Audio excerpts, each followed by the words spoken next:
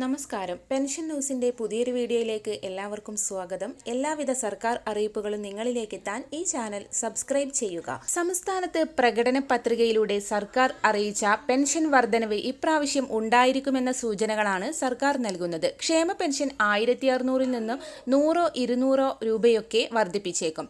1600 ലഭിക്കുന്നവർക്ക് 1700 രൂപ വരെ ലഭിക്കും.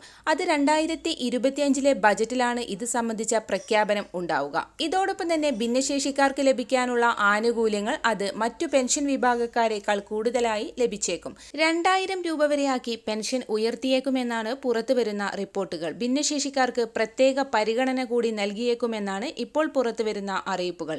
ക്ഷേമ പെൻഷൻകാർക്ക് 2024 മാർച്ച് മാസം മുതൽ മുടങ്ങാതെ പെൻഷൻ എത്തിച്ചേരുന്നുണ്ട്.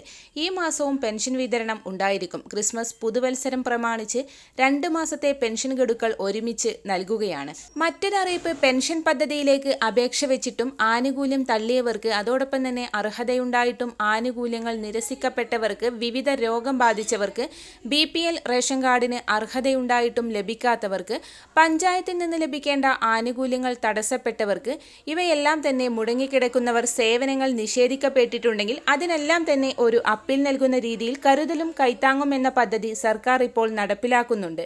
ഡിസംബർ മാസം 9 മുതൽ ഇപ്പോൾ താലൂക്ക് തല അദാലത്തുകൾ ആരംഭിച്ചു കഴിഞ്ഞിട്ടുണ്ട്. ആവശ്യമുള്ളവർ അക്ഷയ കേന്ദ്രങ്ങൾ വഴി രജിസ്റ്റർ ചെയ്യുക. മറ്റൊരറിയിപ്പ്, റേഷൻ കടകളുടെ സമയം പുനഃക്രമീകരിച്ച് ഭക്ഷ്യവിതരണ വകുപ്പ്. രാവിലെ 8:30 മുതൽ 12 മണി വരെയും വൈകിട്ട് 4 മുതൽ 7 മണി വരെയുമാണ് റേഷൻ കടകൾ ഇനി തുറന്ന് പ്രവർത്തിക്കുക. അരമണിക്കൂർ പ്രവർത്തന സമയം ഇതോടെ കുറയും. നിലവിൽ രാവിലെ 8 മുതൽ 12 വരെയും 4 മുതൽ 7 വരെയും ആയിരുന്നു പ്രവർത്തന സമയം. റേഷൻ വ്യാപാരി സംഘടനകൾ കഴിഞ്ഞ ദിവസം ഭക്ഷ്യമന്ത്രിയുമായി നടത്തിയ ചർച്ചയിലാണ് തീരുമാനം. റേഷൻ വ്യാപാരികളുമായി 2ാം ഘട്ട ചർച്ച ജനുവരി 9 നടക്കും. ഉത്തരവ് സർക്കാർ ഉടൻ പുറത്തിറക്കും. ചർച്ചയിൽ KT-PDS ആക്ടിലെ അപാകതകൾ പരിഹരിക്കാമെന്ന് മന്ത്രി വ്യാപാരികൾക്ക് ഉറപ്പു നൽകി.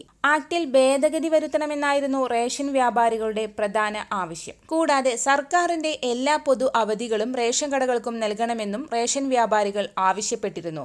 അവധി ദിവസം റേഷൻ കടകൾ പ്രവർത്തിപ്പിക്കുന്നവർക്കെതിരെ നടപടി വേണമെന്നും ചർച്ചയിൽ ആവശ്യമുയർന്നു. വേതന പാക്കേജും ക്ഷേമനിധിയുമായി ബന്ധപ്പെട്ടുള്ള കാര്യങ്ങളും പിന്നീട് ചർച്ച ചെയ്യും. മറ്റൊരറിയിപ്പ്, പാർട്ട് ടൈം ജീവനക്കാരൊഴികെയുള്ള എല്ലാ സർക്കാർ ജീവനക്കാരും 2024 സ്വത്ത് വിവരം സ്പാർക്ക് സോഫ്റ്റ്വെയർ മുഖേന ഓൺലൈനായി ജനുവരി 15 സമർപ്പിക്കണമെന്ന് ഉദ്യോഗസ്ഥ ഭരണപരിഷ്കരണ വകുപ്പ് സർക്കുലർ ഇറക്കി. വാർഷിക സ്വത്ത് വിവര പത്രിക യഥാസമയം സമർപ്പിക്കുന്നതിൽ വീഴ്ച വരുത്തുന്നത് ശിക്ഷണ നടപടികൾക്ക് കാരണമാകുമെന്നും അത്തരം ജീവനക്കാരെ സ്ഥാനക്കയറ്റം, സ്ഥലമാറ്റം എന്നിവയ്ക്ക് പരിഗണിക്കില്ലെന്നും വ്യക്തമാക്കിയിട്ടുണ്ട്. മറ്റൊരറിയിപ്പ്, സംസ്ഥാനത്ത് ട്രഷറി നിയന്ത്രണത്തിൽ സർക്കാർ ഇളവ് വരുത്തി. പിൻവലിക്കാവുന്ന തുകയുടെ പരിധി 5 ലക്ഷത്തിൽ നിന്ന് 25 ലക്ഷമാക്കി ധനകാര്യ വകുപ്പ് ഉയർത്തി. ധനകാര്യ അഡീഷണൽ സെക്രട്ടറി ഇതു സംബന്ധിച്ച് ട്രഷറി ഓഫീസർമാർക്ക് നിർദ്ദേശം നൽകി. ബില്ലുകൾ മാറ്റിയെടുക്കുന്ന പരിധി ഉയർത്താൻ മന്ത്രി KN ബാലഗോപാൽ നേരത്തെ നിർദ്ദേശം നൽകിയിരുന്നു. ഇതിന്റെ കൂടി അടിസ്ഥാനത്തിലാണ് പരിധി ഉയർത്തൽ. എല്ലാവിധ സർക്കാർ അറിയിപ്പുകളും തുടർന്നും നിങ്ങളിലേക്ക് എത്താൻ ഈ ചാനൽ സബ്സ്ക്രൈബ് ചെയ്യുക.